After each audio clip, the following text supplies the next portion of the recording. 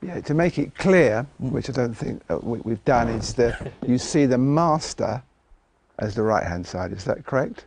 In the image that I've adopted for the title, the right hemisphere is the master, and the left hemisphere is the master's emissary. Yes. And why I say this is that it's taken from a hint in Nietzsche, which is taken from this little fable about a spiritual master who looked after a community so well that it flourished and grew. And in time he realized that he couldn't look after all the affairs of this community. But he realized something more important than that. Not just that he couldn't do that, but that he mustn't do that. He mustn't even try to get involved with certain things, because certain ways of thinking and acting and being were actually incompatible with maintaining the overview and the degree of detachment that gave him the insight that made him the spiritual master. And so he appointed his brightest and best second in command to go about doing his business on his behalf. And that emissary, although very bright, wasn't quite bright enough. He thought, I know it all, which is always a mistake. Well, yes. And he didn't know what it was he didn't know. And so he thought, he became resentful. He thought, what does this master know, sitting there seraphically on his backside, back at the palace?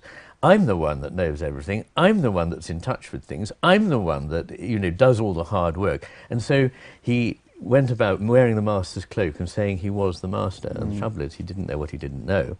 And he didn't, therefore, take what he knew back to the master for it to be incorporated into what the master was able to know and do.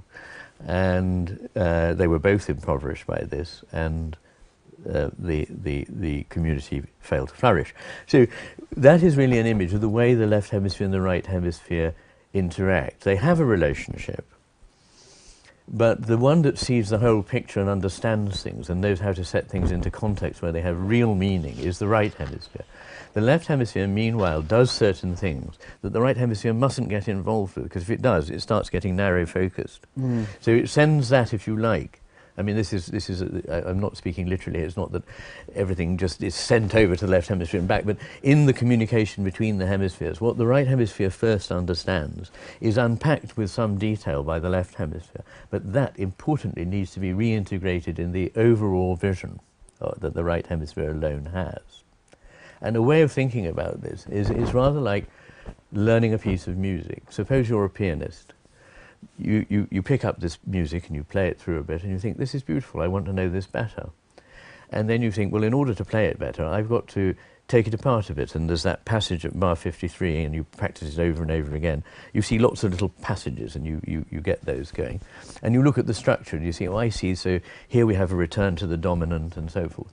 But when you come to play it, you must forget all of that, otherwise you'll give a very bad performance. So all that knowledge is not lost. It's simply taken up into the whole, where it animates and enriches the whole. The whole purpose of analytic thinking, it has a very important role in life. I'm not knocking it. I think it's, you know, hugely important. It's just that it's of second importance to what the right hemisphere does, which is to ground that whole experience and to interpret it at the highest level. Okay.